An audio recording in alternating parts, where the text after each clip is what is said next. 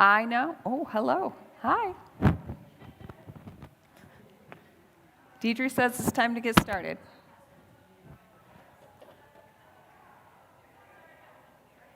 All right, well, we are going to get started. I'm a little bit, it's still doing that.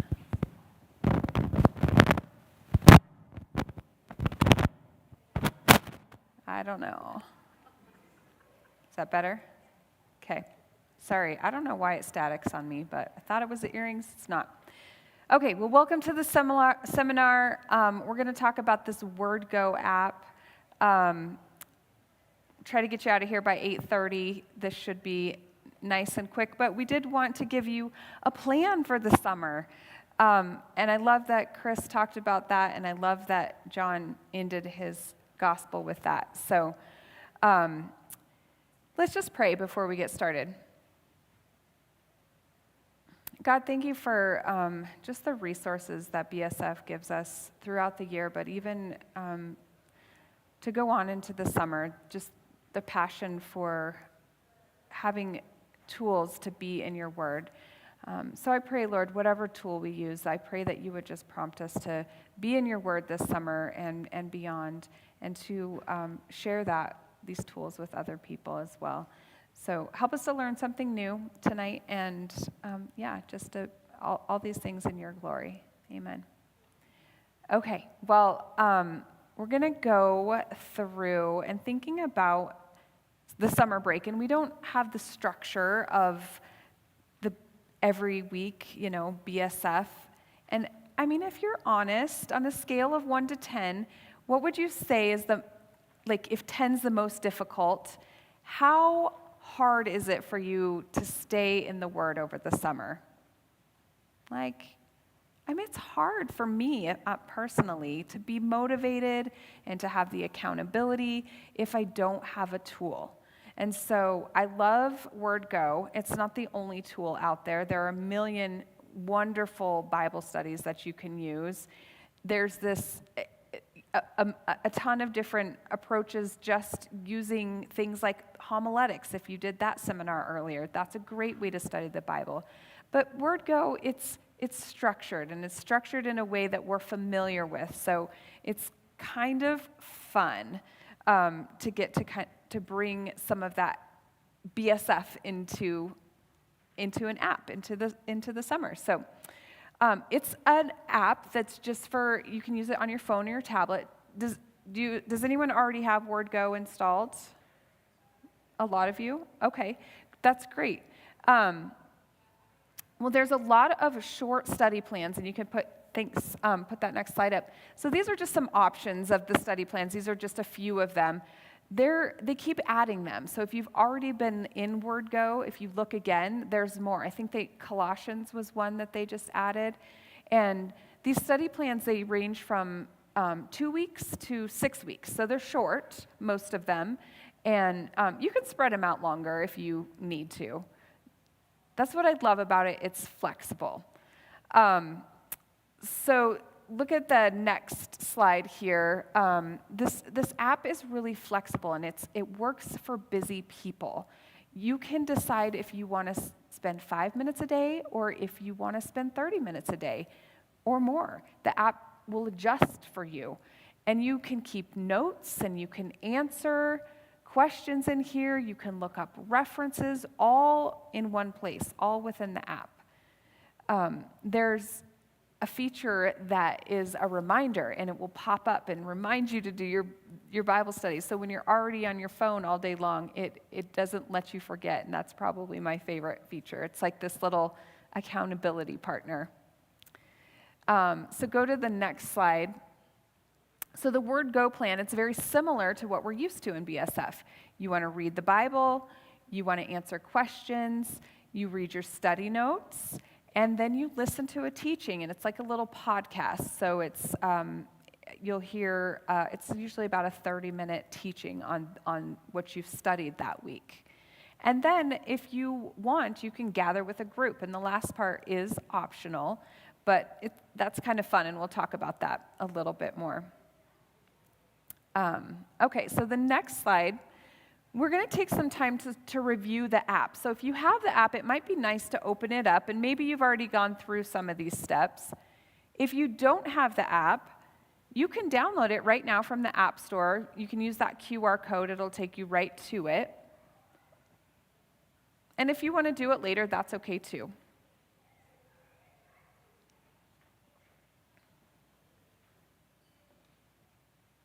I'll give you a minute. And once you get it, give me a thumbs up, or if you're ready.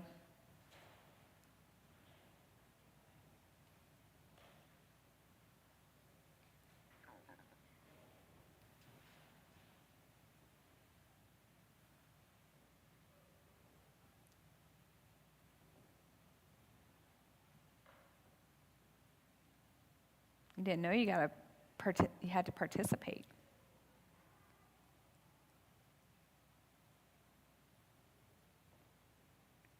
So if you've had the app before and you haven't logged in for a while, you may have to change your password. That's what happened to me. So if your password doesn't work, it might need a new password. But if you've never logged in, you'll have to create an account. So if you want to go to that next slide, Aaron. It kind of just goes through creating the account, putting in your name and email address, and then the next step will allow you to pick a study. You guys good to move on? Yeah? Okay. So go ahead and switch to the next slide. So then, these are literally, I just took screenshots like going through the whole process. So you'll pick the study, you'll get to look at the different options, and then you can even go in and look at a little preview of each of the studies just to kind of see, is this what I'm looking for? It'll show you how long it is. Is this something that's going to work for me? So, and you can always change it if you don't, if you're like, oh, no, that's not what I want. You just back right out, pick another one. Super easy. All right, so the next slide,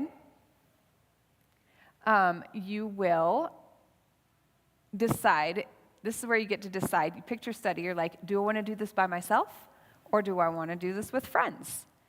And so for our example, first, we're going to say, like, we've decided to do this on our own. So then you'd go to the next slide, the next screen. Kind of as you go through there, you can customize it to work for your schedule. It's going to ask you, how many days a week do you want to do this? How long do you want to spend on it? Which days of the week? And then it's going to ask you if you want to pray before you start. And I think that's on the next slide. Yeah. So, if you tell it you'd like to pray before you start your study, when it's time to do your study or you open it up, it actually just will hold a little spot for you to just remember to pray. And isn't that beautiful? Like, that's the most important thing before you start any Bible study, is just ask God to teach you something. So the app is like reminding you to do this. It's perfect. All right, so any questions so far?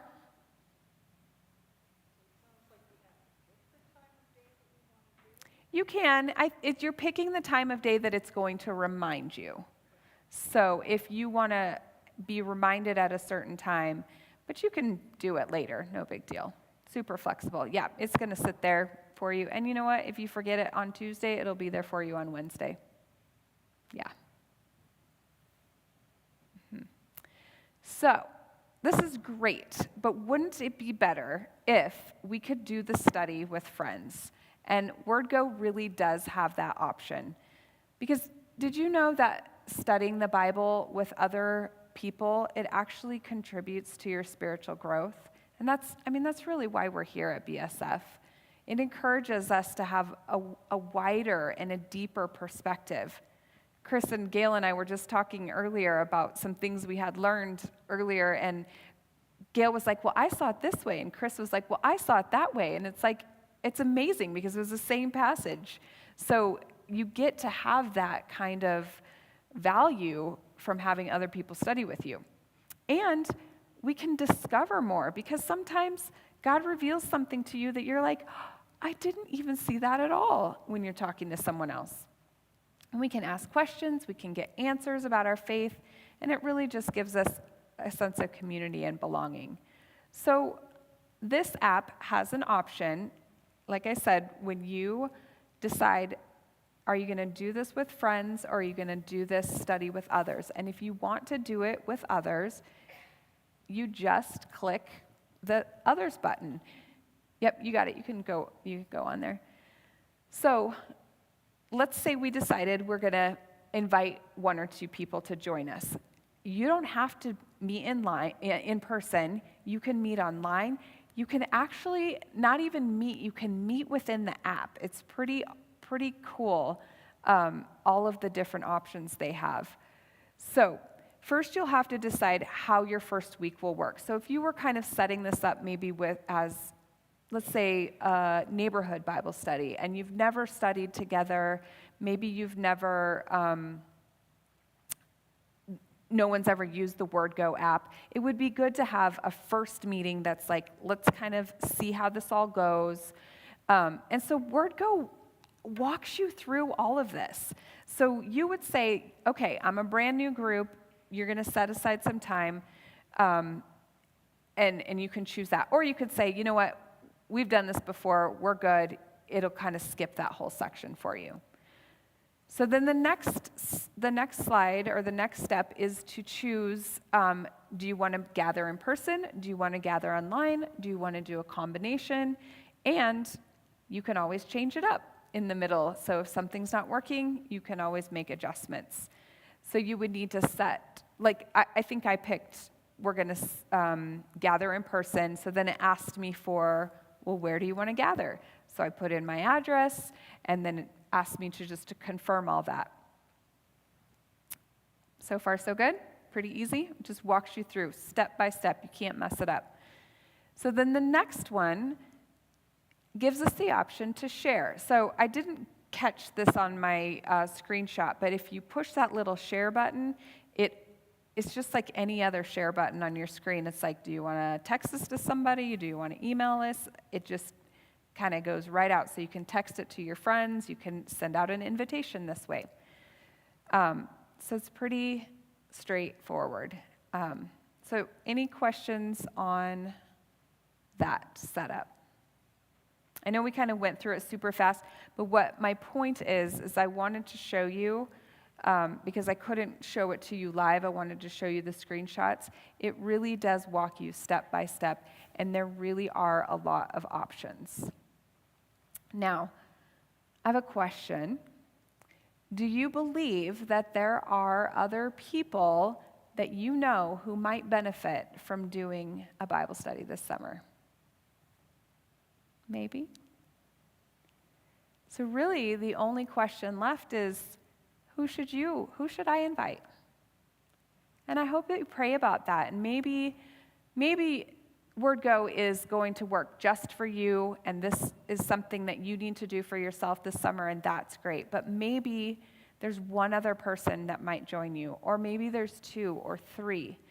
And I think you can start to think in your mind and to pray about it. Maybe there's people from your BSF discussion group, and you just want to keep that party going through the summer, but your leader isn't going to take that initiative. We ask them to kind of step back for the summer on purpose, but maybe someone in your group wants to rise up and say, you know what, I'll lead a 4-week Bible study this summer. I can do that. Maybe think about the circles that God has placed you in, maybe at work or neighbors or your kids or your grandkids' sports teams. You never know. Just ask God to show you who to ask. And I think the best advice someone's ever given me is don't say no for someone. Don't just assume that they're too busy or they're not interested or they don't have time or whatever. Just ask. If God places them on your heart, then that's probably a prompting that you have the opportunity to obey. So just ask for them. And if they say no, it's okay. But don't say no for them. And so lastly, I would just say, pray for those people that God's putting on your heart. Pray for them and pray that God would give you opportunities, because like Chris said tonight and like John has taught us, we don't get to just have this for ourselves. God is asking us to go and to share it and to feed other people. We don't just like feed ourselves. We want to feed others. So that is all that I have.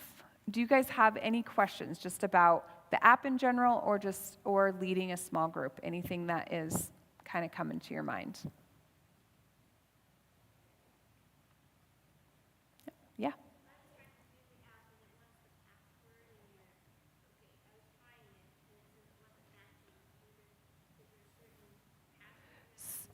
So last year, I remember they said that it was hooked up to your MyBSF account. If that password doesn't work, you may want to just go back and instead of hitting login, hit register. So if you've never used it before, it may just ask you to sign up. Yeah. Okay, so Deidre's saying that. Yeah, Deidre's saying she uses a different password, so they're not connected. Okay. Yeah, that was my experience when I was playing around with it this weekend. Okay.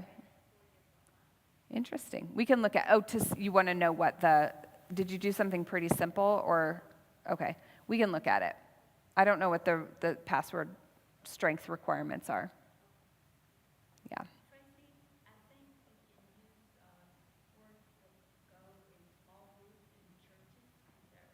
Sure, you can definitely use WordGo in small groups in churches. So if your church, yeah, if your church is looking for an avenue to have a tool, to have something that's already pre-made, it's out there, it's free, absolutely, it would be great to offer that to churches. Yeah.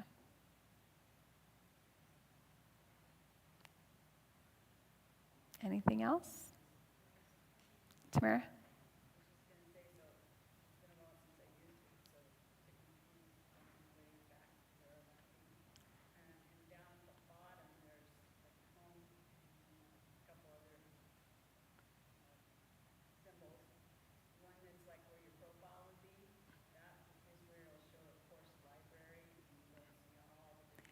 Yeah, that's a good point. So Tamara's saying that there's a home button that will take you to the main page, and then there's a settings button in the lower right-hand corner, I believe, and that will get you to, if you've already kind of set up a course, you can change your course, you can that's where your preferences will be changed.